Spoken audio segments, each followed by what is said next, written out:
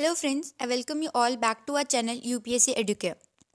You all know we are reading the topic President and this is the third video in a row. ठीक है, तो ये part 3 है हमारी president topic की वीडियो का. ठीक है, तो पिछली बार की तरह इस बार भी आगे बढ़ें उससे पहले ज़रा पुराना रिविजन हो जाए. सो कुछ क्वेश्चंस दिए हैं. पिछली बार 4 क्वेश्चंस थे राइट और इस बार मैंने टोटल 5 क्वेश्चंस दिए हैं जिनका आपको कमेंट करके आंसर बताना है लाइन वाइज. प्लीज़ नंबर लगा करके उसका आंसर लिखिएगा. ओके देन सबसे पहला क्वेश्चन है who presides the joint sitting. Joint sitting को प्रिसाइड कौन करता है? तो कौन करता है? प्रेसिडेंट खुद करता है, किसी को अपॉइंट करता है वो करता है, या आपके चेयरमैन कर रहा है, राज्यसभा के, लोकसभा के स्पीकर कर रहा है, डेप्यूटी स्पीकर कर रहा है, डेप्यूटी चेयरमैन कर रहा है, तो कौन कर रहा है? ये आपका फर्स्ट क्वेश्चन है जिसका आपको आंसर करना है. अब आते हैं सेकंड क्वेश्चन पे. सेकंड क्वेश्चन है कि पावर जो है प्रेसिडेंट की वो स्टेट बिल के रिगार्डिंग. मैंने कहा स्टेट बिल के रिगार्डिंग. जब गवर्नर जो है स्टेट बिल को रिजर्व कर देता है, हमने ये पढ़ा है, प्रेसिडेंट के सिग्नेचर के लिए रिजर्व कर सकता है. तो जब वो रिजर्व कर देता है तब स्टेट बिल के रिगार्डिंग में प्रेसिडेंट की पावर्स जो हैं वो क्या क्या हैं. ठीक है, तो वो जो 4, 5 और 6 जितनी भी पावर्स हैं वो आपको क्या है एनलिस्ट करके मुझे बतानी है. Okay, so coming to the third thing. अब प्रेसिडेंट की पावर बतानी है सेंट्रल के जो बिल आते हैं उसके रिगार्डिंग. जैसे पहले स्टेट का बताना है, थर्ड आंसर जो है वो आपके सेंट्रल बिल के रिगार्डिंग है. Switching to the fourth one, MLAs. जो एमएलएस है क्या वो इम्पीचमेंट प्रोसेस, जो प्रेसिडेंट का इम्पीचमेंट है, जो प्रेसिडेंट को हटाने की जो प्रक्रिया है उसमें हिस्सा ले सकते हैं? Can they participate? This is the question. अब क्वेश्चन ध्यान से पढ़िएगा. MLA can they participate in the impeachment of president? तो ये आपको मुझे बताना होगा. And if not then who all are those who are going to be the participants of this. Okay, तो अगर एमएलए नहीं कर सकता है तो फिर ये भी बताइएगा कि कौन कर सकता है. ठीक है, ओके, तो ये है हमारे फर्स्ट वीडियो से क्वेश्चन है. Okay, third question, it is about the judgement in DC Wadhwa case. तो ये हमने पिछले ही जो वीडियो नंबर 2 है उसमें पढ़ा है हमने कि 1986 में जब वाधवा केस आता है तो उसमें सुप्रीम कोर्ट ने कुछ जजमेंट दिया था. तो उस जजमेंट को आप जो है इस क्वेश्चन का आंसर में बताएंगे कि वो जजमेंट एग्जैक्टली था क्या, क्योंकि सुप्रीम कोर्ट में एग्जैक्टली उसमें बताया क्या था. ओके, सो ये सारे आंसर्स आप मुझे जो है वो कमेंट करके बताएंगे. अब चलते हैं हम हमारे थर्ड पार्ट पे. तो इसमें हमने क्या क्या कर लिया है पहले तो ये बात करते हैं. हमने एग्जीक्यूटिव पावर्स जो हैं वो हमने कर लिए. So we have done the executive powers of the president, we have done the legislative powers of the president, we are left with financial. तो फिनेंशियल हमारी रहती है, एग्जीक्यूटिव हमने कर ली, लेजिस्लेचर कर ली, फिनेंशियल रहती है, फिर जुडिशियल पावर रहती है, उसके बाद में डिप्लोमेटिक पावर जो है वो भी रहती हैं, फिर आपकी मिलिट्री पावर रहती है प्रेसिडेंट की, फिर रहती है इमरजेंसी पावर. तो इस वीडियो में हम फिनेंशियल करेंगे, जुडिशियल करेंगे, डिप्लोमेटिक करेंगे और मिलिट्री पावर्स करेंगे विद फुल डिटेल्स, पूरा डिटेल में करेंगे हम. फिर हमारा बच जाएगा इमरजेंसी पावर जो हम नेक्स्ट वीडियो में करेंगे, क्योंकि वरना वीडियो बहुत बहुत ज़्यादा लंबा हो जाएगा. ओके, तो इसी के साथ हम आगे बढ़ते हैं. तो पहला टॉपिक है financial power and its function. So अब जो हमारे प्रेसिडेंट हैं उनकी फाइनेंशियल पावर क्या है, उस रिगार्डिंग उनके फंक्शंस क्या है, तो हम उसको जो है वो इस वीडियो में हम लोग करेंगे. और रिलेटेड आर्टिकल्स भी जो हैं वो हम देखते हुए चलते हैं. तो सबसे पहले अगर फिनेंशियल पावर कोई है तो वो चाहिए प्रायर रिकमेंडेशन चाहिए मनी बिल के रिगार्डिंग. किसके रिगार्डिंग? मनी बिल के रिगार्डिंग पहले परमिशन चाहिए. यानी पार्लियामेंट में जब मनी बिल को इंट्रोड्यूस करना होता है तो उससे पहले उस इंट्रोडक्शन के लिए, ओके, उसमें इंट्रोड्यूस करने के इटसेल्फ के लिए प्रेसिडेंट का प्रायर रिकमेंडेशन, प्रेसिडेंट की पहले परमिशन चाहिए. प्रेसिडेंट हाँ बोलेगा तभी ये मनी बिल पार्लियामेंट में इंट्रोड्यूस हो सकता है, अदरवाइज नहीं. ठीक है, तो ये हो गया पहला. अब ये दिया किस में? इसके लिए अगर कोई आर्टिकल सबसे ज़्यादा इंपॉर्टेंट है तो वो है 117.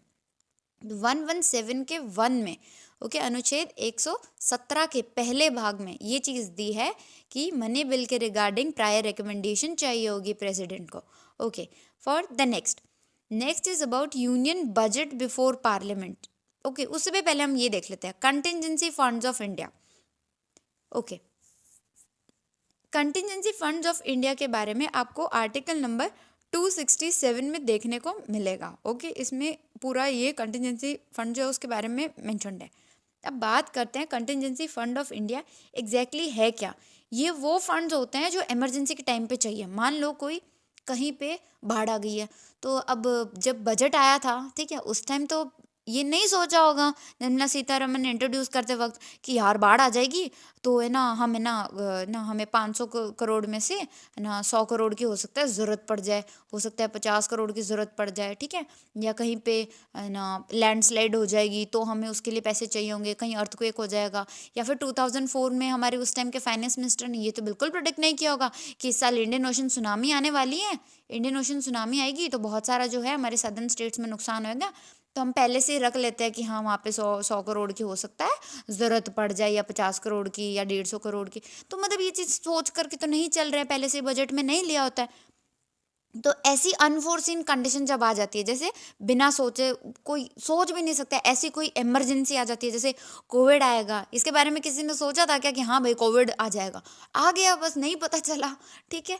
वैसे ही जब ऐसे अनफोर्सीन कंडीशंस होते हैं, ठीक है, जिसके बारे में पहले से ही प्रायर किसी ने भी सोचा नहीं होता है, उसका कोई फंड रिलीज नहीं हुआ होता है, तो ऐसी कोई सिचुएशन जब अराइज हो जाती है तो हम कंटिजेंसी फंड ऑफ इंडिया से पैसे निकालते हैं, ओके। लेकिन इससे भी पैसे निकालने के लिए क्या चाहिए, हमें परमिशन चाहिए होती है। किसकी चाहिए होती है?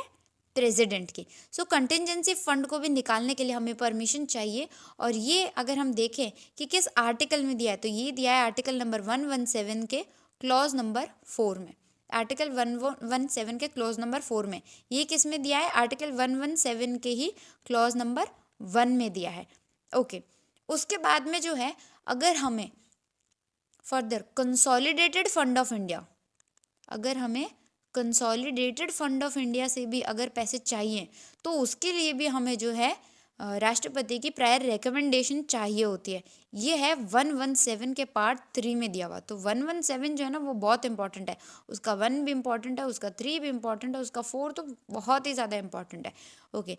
Contingency fund of India, according to my knowledge it is 500 crore till date. In 2021 वाला वो जो बजट था ना, उसमें ये प्रपोज ज़रूर किया था कि इसको इंक्रीज़ करके हम इसको टोटल 30,000 करोड़ का करेंगे, ओके। ये गवर्नमेंट ने बोला था बजट में, okay. Now coming back, the next is about the union budget before the parliament. Union budget जो है, देखो बजट टर्म पहली बात हमारे कॉन्स्टिट्यूशन में यूज़ नहीं है। कॉन्स्टिट्यूशन ने क्या दिया है?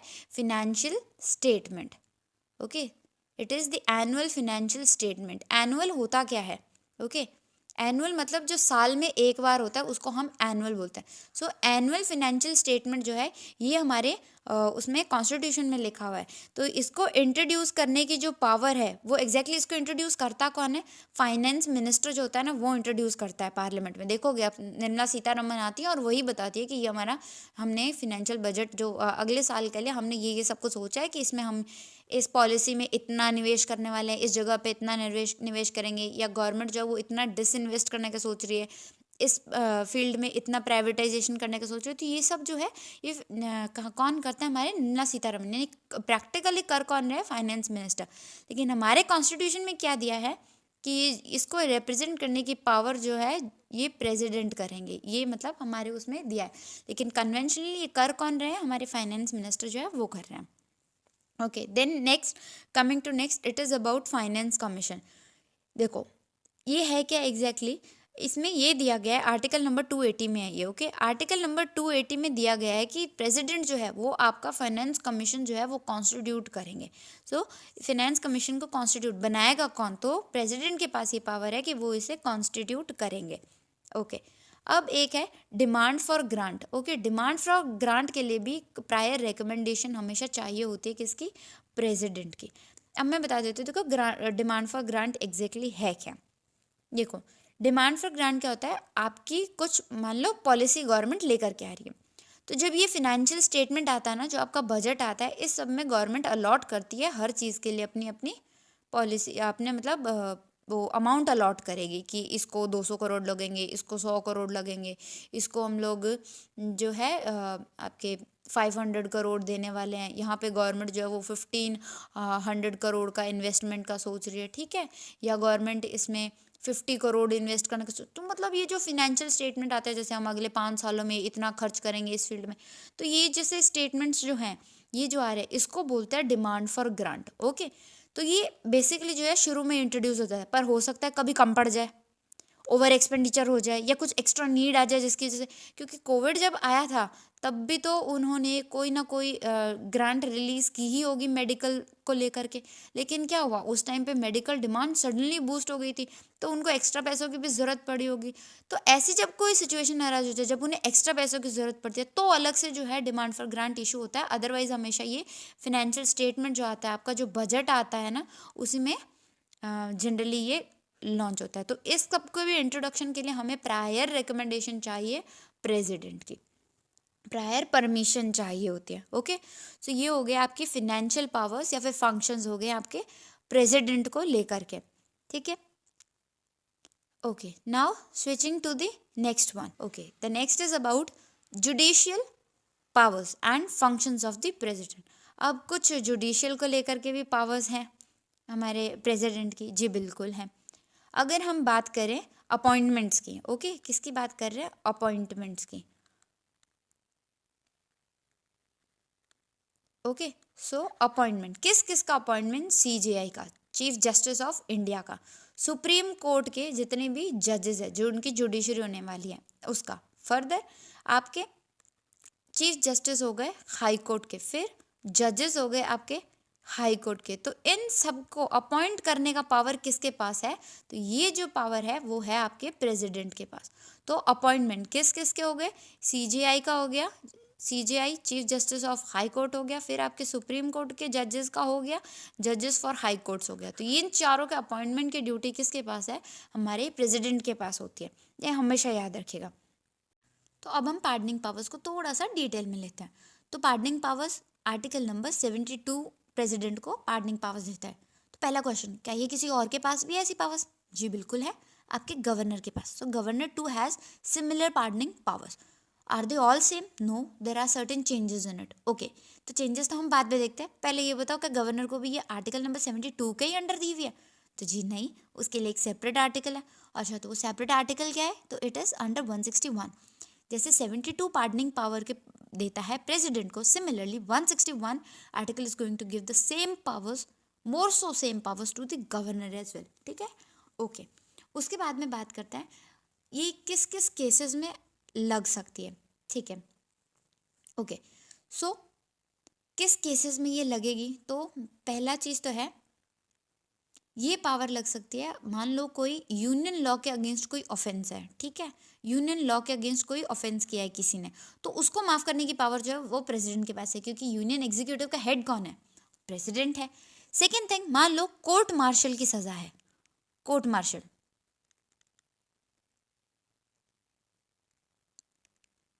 ओके, सो कोर्ट मार्शल की अगर कोई सज़ा है तो कोर्ट मार्शल के अगेंस्ट पावर किसके पास है, प्रेसिडेंट के पास। क्यों, क्योंकि प्रेसिडेंट का हमने पढ़ा है he is the supreme commander of the defence forces, क्योंकि वो डिफेंस फोर्सेस के सुप्रीम कमांडर है, तो ये पावर भी किसके पास है, आपके प्रेसिडेंट के पास है। ओके, सो हमने दो केसेस में देखी, एक यूनियन लॉ के अगेंस्ट, दूसरी आपके कोर्ट मार्शल के अगेंस्ट। ओके, नाउ क्या किसी और सिचुएशन में, जी हाँ बिल्कुल, सेंटेंस ऑफ डेथ जब है, ओके, सेंटेंस ऑफ डेथ के रिगार्डिंग जो है उनके पास एक स्पेशल पावर है। ओके, क्या ये पावर जुडिशरी से इंडिपेंडेंट है, जी बिल्कुल, this is independent power of president, that is apart from that of judiciary, judiciary के अगेंस्ट नहीं है, ये अलग जाकर क्या, तो कुछ ऑब्जेक्टिव होना है।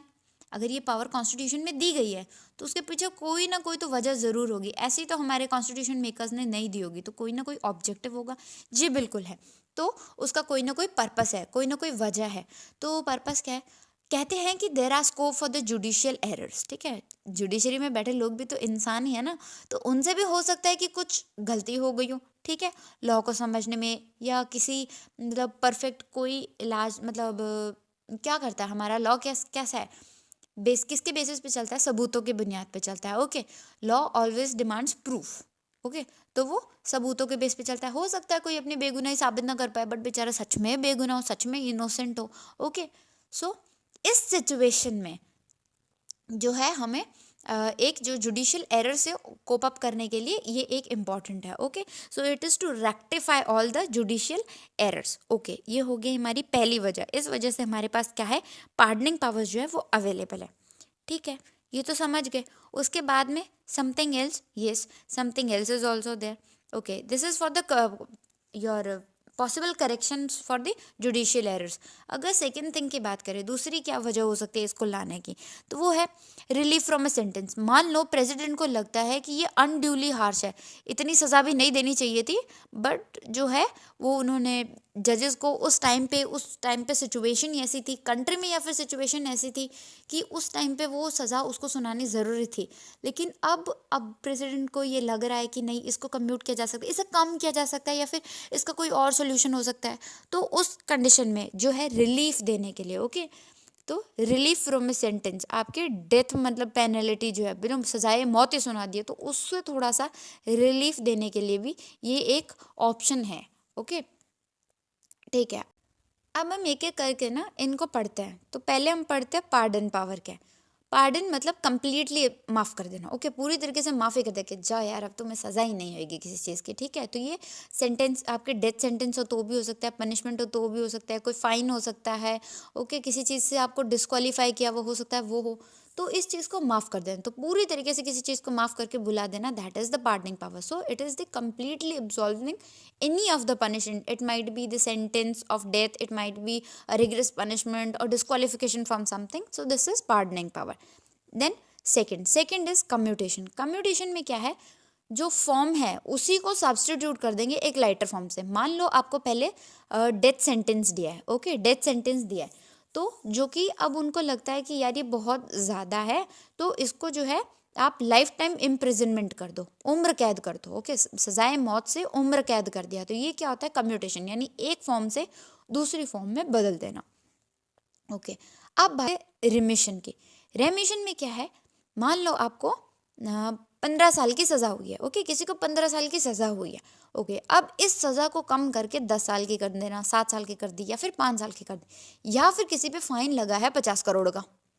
अब 50 करोड़ का फाइन अगला नहीं भर सकता है, तो इसको 40 का कर दे, 30 का कर दे, ठीक है। तो ये 30 करोड़ का जो है ये फाइन कर दे। तो ये जो चीज़ है, इस चीज़ को कम कर दिया, लेकिन नेचर नहीं चेंज किया है। जो सज़ा है वो है, अगर फाइन भरना है तो भरना है, कम भर दो, ठीक है। सज़ा जेल में इतने साल रहना है, अगर जेल में रह करके कुछ साल बिताने तो बिताने हैं, 15 साल की जगह हो सकता है आपको 7 कर दे, 5 कर दे, ठीक है, तो वो एक अलग बात है। तो री एमिशन में फॉर्म चेंज नहीं कर रहे, कम्यूटेशन में क्या है, फॉर्म चेंज कर दिया था, सजाए मौत से उम्र कैद दे दी। So from sentence to death to your life time imprisonment, ये होता है कम्यूटेशन। लेकिन नेचर चेंज नहीं करके सिर्फ टाइम पीरियड कम कर देना, या फिर उसी को जो ऑलरेडी सेंटेंस है उसी को कम कर देना, ओके, जस्ट री एमिटिंग इट, ठीक है।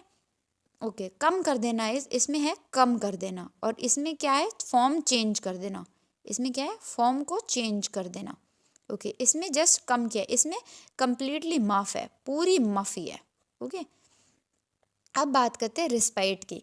रिस्पाइट में क्या होता है, ओके, कुछ स्पेशल फैक्टर, ओके, उसको कुछ स्पेशल कंडीशन हो गई है जिसकी वजह से जो आपकी पनिशमेंट है उसे कम कर दिया। तो किसी स्पेशल रीज़न की वजह से पनिशमेंट जो है वो कम हो गई। जैसे मान लो एक लेडी प्रेग्नेंट है, उसको जब सज़ा दी तब पता नहीं था इस बारे में, ठीक है, लेकिन सज़ा देने के बाद पता चलता है कि वो प्रेग्नेंट है विमेन, तो उस स्पेशल कंडीशन में अब उसे फांसी तो नहीं लगाई जा सकती है। तो ये जो रिलीफ दिया जाता है ना, इसको बोलते हैं आपका रिस्पाइट कर देना, ठीक है, कि जो ओरिजिनली पनिशमेंट था वो किसी स्पेशल फैक्ट की वजह से, डिसेबिलिटी की वजह से जो है उसको थोड़ा कम कर दिया जाता है, उस सज़ा को कम कर दिया गया, तो वो होता है रिस्पाइट। अब बात करते हैं रिप्राइव की। रिप्राइव में क्या है, मान लो आपको किसी को डेथ सेंटेंस दिया है, okay, sentence of death allot हुआ है किसी को, ठीक है। अब टेम्परेरी पर्पस से उस पर रोक लगा देना। तो इट इज़ टेम्परेरी पर्पस से रोक लगा दी। क्यों लगा दी, मान लो इसने माफ़ीनामा भेजा है, ओके, इसने पार्डनिंग का कम्यूटेशन लगाया है, कम्यूटेशन के बारे में अपने प्रेसिडेंट को बोला है कि प्लीज़ इस पर एक बार सोचो, प्लीज़ हमारी सज़ा माफ़ कर दो या फिर कम कर दो। तो जब तक प्रेसिडेंट जो है वो फाइनली कुछ नहीं बोल देते हैं, फाइनली वो माफ़ नहीं कर देते हैं या कोई अपना जजमेंट नहीं दे देते हैं, तब तक के लिए उस पनिशमेंट को होल्ड कर दिया जाएगा। तो वो होता है रिप्राइव। तो इट इज़ टेम्परेरी होल्ड। क्या है ये है आपका टेम्परेरी होल्ड, ओके।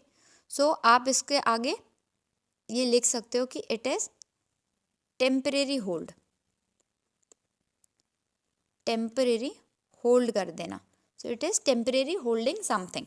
ओके, कोई किसी पनिशमेंट को टेम्परेरीली होल्ड कर दिया, टेम्परेरी पीरियड के लिए सस्पेंड कर दिया, तो that is reprieve. Okay, now switching next, what is next? पहले 161 गवर्नर का देख लो। गवर्नर के पास ऑब्वियसली कोर्ट मार्शल नहीं हो सकता क्योंकि वो कोर्ट का, वो आपके मिलिट्री का हेड नहीं है। प्रेसिडेंट के पास है क्योंकि he is the supreme commander of the defence. Okay, second thing, जब पार्डन की बारी आती है तो प्रेसिडेंट जो है वो डेथ सेंटेंस को पार्डन नहीं कर सकता। सेंटेंस टू डेथ को पार्डन करने की पावर आपके गवर्नर के पास नहीं है। Okay, rest more and so उनके पास सब कुछ, सारे पावर सिमिलरली हैं। अब कुछ इंपॉर्टेंट केस देख लिया जाए, जुडिशियल रिव्यू से रिगार्डिंग देख लिया जाए। ओके, पहले कहर सिंह केस देखते हैं 1988 में। ओके, 1988 में सुप्रीम कोर्ट को इस पार्डनिंग पावर को लेकर के सुप्रीम कोर्ट के पास लोग चले गए, तो प्रेसिडेंट ने कुछ चीज़ें बताई। प्रेसिडेंट ने कुछ 5 चीज़ें बताई हैं। ओके, 5 पॉइंट्स में बताती हूँ मैं आपको। तो पहले उन्होंने बोला कि पेटिशनर जो भी हैं, जिसने भी मांग की है आपके प्रेसिडेंट से, चाहे माफ़ी मांगी हो, चाहे कम करने की जो कोई भी डिमांड है, उसको कोई भी हक नहीं है ओरल हियरिंग का। ऐसा नहीं है कि वो प्रेसिडेंट जो है वो आकर के उनसे कुछ कहेंगे या कुछ भी, ऐसे ओरल हियरिंग का हक जो है वो उनके पास नहीं है, तो no oral hearing. Okay, second thing की बात करें, अगर प्रेसिडेंट चाहता है, प्रेसिडेंट को लगता है कि कहीं ना कोई कुछ गड़बड़ है या उनको एक बार दोबारा जितने भी एविडेंसेस हैं, ठीक है, जितने भी सबूत हैं, उनको री एग्जामिन करने की ज़रूरत है, उनको दोबारा देखना चाहता है, तो प्रेसिडेंट जो है वो उसको दोबारा एविडेंसेस को एग्जामिन कर सकता है। तो जितने भी एविडेंसेस हैं उनको एक बार फिर से देखने का पावर जो है वो प्रेसिडेंट के पास है, ताकि वो एक डिफरेंट पॉइंट ऑफ व्यू ले सके। हो सकता है वो फिर उसको लेकर के कुछ और नतीजा निकाले, तो हाँ जी, ये भी पॉसिबल है। तीसरा, प्रेसिडेंट को ये पावर जो एक्सरसाइज करनी है वो यूनियन कैबिनेट जो है, जो आपके काउंसिल ऑफ मिनिस्टर्स हैं, उनसे क्या है, सलाह ले करके ही इस पे काम किया जाएगा। तो प्रेसिडेंट क्या है, वो सुप्रीम कोर्ट से आपके काउंसिल ऑफ मिनिस्टर से एड एंड एडवाइस पे ही काम करेंगे। ओके, फिर फोर्थ जो है वो गाइडलाइंस के ऊपर है। Okay, so it is about the guidelines. Guidelines में क्या बोला गया, सुप्रीम कोर्ट ने बोला कि कोई भी स्पेसिफिक गाइडलाइंस को ले डाउन करने की ज़रूरत नहीं है, ठीक है, मतलब सुप्रीम कोर्ट को ज़रूरत नहीं है यहाँ पे, क्योंकि जो आपके प्रेसिडेंट है वो कैसे पावर एक्सरसाइज करे, वो काउंसिल ऑफ मिनिस्टर की एड एंड एडवाइस पे एक्सरसाइज करे, वो खुद से तो कर नहीं रहे। तो सुप्रीम कोर्ट ने ये गाइडलाइन जारी की है कि मेरे स्पेसिफिकली कोई भी गाइडलाइन को इशू करने की मुझे ज़रूरत नहीं है। ओके, सो मुझे कोई भी स्पेसिफिकली गाइडलाइन को इशू करने की ज़रूरत नहीं है, ऐसा उन्होंने बोल दिया। ये हो गया fourth point. So what was the fifth point? Fifth point was with regards to the judicial review. Okay, तो जुडिशियल रिव्यू में क्या बोला गया कि ये जो प्रेसिडेंट एक्सरसाइज कर रहे हैं ना पार्डनिंग पावर, इस पे क्या है, आप जुडिशियल रिव्यू नहीं हो सकता, नो टू जुडिशियल रिव्यू। पर ऐसे तो फिर वो कुछ भी मतलब कुछ भी ले सकता है, तो उन्होंने कुछ एक्सेप्शंस भी रखे ऑफ कोर्स। तो एक्सेप्शन है, उनको लगता है कि ये बहुत ही ज़्यादा आर्बिट्रेरी है, या बहुत ज़्यादा इरेशनल है, कुछ मालाफाइड है, या फिर कोई डिस्क्रिमिनेटरी, अगर ये कोई ग्राउंड्स है तो इन ग्राउंड्स पे आकर के जो है डिमांड की जा सकती है कि प्लीज़ एक बार फिर से इसको जुडिशियल रिव्यू किया जाए। So it is on case to case basis. Okay, as such is no, लेकिन अगर कुछ ग्राउंड्स दिए स्पेसिफिक, उन ग्राउंड्स के बेसिस पे जो है हाँ जुडिशियल रिव्यू पॉसिबल है। तो ये हो गई आपकी pardoning powers. Okay, now comes to diplomatic powers. Okay, so diplomatic powers में प्रेसिडेंट के डिप्लोमेटिक पावर्स क्या क्या है, अब हम इसको देखते हैं। Okay, so the first thing with regards to this is कि हमें पता है कि जो प्रेसिडेंट है वो क्या है, एग्जीक्यूटिव हेड है कंट्री के। फर्दर वो अगर देखा जाए एक तरीके से तो फर्स्ट सिटीजन भी है। Okay, so along with being the your executive head, he is also the executive head तो है ही, उसके साथ साथ फर्स्ट सिटीजन भी है, इंडिया के फर्स्ट सिटीजन भी हैं। तो इसके रहते उनके पास कुछ स्पेशल राइट्स है। ओके, उसमें है क्या क्या कि जब भी कोई इंटरनेशनल ट्रीटी होगी या कोई एग्रीमेंट होगा, दो करेगी कौन, गवर्नमेंट करने वाली है, ठीक है। तो ये है किसके पास, अप्रूवल किसका चाहिए, इसको पार्लियामेंट का चाहिए। लेकिन इस पे साइन किसका होगा, हमेशा जो साइन है वो होगा हमारे प्रेसिडेंट का। तो president is the one going to sign it subject to the approval of the parliament. So जितने भी ट्रीटीज है, जितने भी एग्रीमेंट्स होने वाले हमारी कंट्री की तरफ से, वो सारे किसके नाम पे होंगे, प्रेसिडेंट के नाम पे होंगे। लेकिन अप्रूवल किसका लगेगा, तो पार्लियामेंट का जो है, आपके पार्लियामेंट का अप्रूवल हमेशा से लगेगा। ओके, ये होगी पहली चीज़। दूसरी चीज़ की बात करते हैं, इंडिया को इंटरनेशनल फोरम पे और उसके इंटरनेशनल अफेयर से रिलेटेड जहाँ कहीं भी इंडिया को रिप्रेजेंट करना है, तो रिप्रेजेंट किसके बिहाफ पे किया जाएगा? प्रेसिडेंट के बिहाफ पे जो है वो किया जाएगा। ओके, फर्दर हम जितने भी डिप्लोमेट्स हैं, ठीक है, चाहे हमारी कंट्री से कहीं पे डिप्लोमेट्स को भेजना है, हाई कमिश्नर्स को भेजना है, ओके, एक डिफरेंस होता है हाई कमिश्नर्स में और डिप्लोमेट्स में। आपको पता होगा जितनी भी कंट्रीज पे ब्रिटिशर्स रूल करके गए हैं, उन्होंने एक बेसिक एक बना रखी है, एक ऑर्गेनाइजेशन बना रखी है जिसको बोलते हैं कॉमनवेल्थ, ठीक है। इस कॉमनवेल्थ में जो भी डिप्लोमेट्स जाते हैं हम उसको बोलते हैं high commissioners.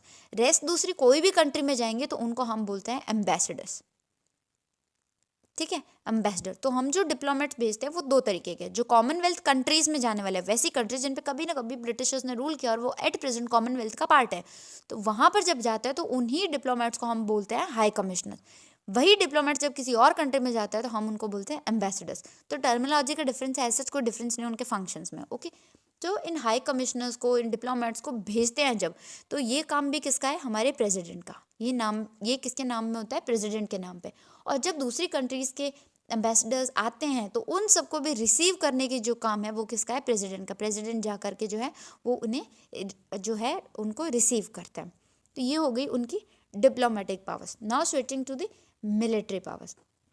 Okay, military powers पहले बात करता है कि आर्टिकल नंबर 53 में दिया क्या है। आर्टिकल नंबर 53 जो है, ओके, सो आर्टिकल नंबर 53 इसमें क्या दिया है कि डिफेंस फोर्सेस जो है उनके सुप्रीम कमांडर कौन होने वाले हैं? President. President is going to be the supreme commander, ठीक है।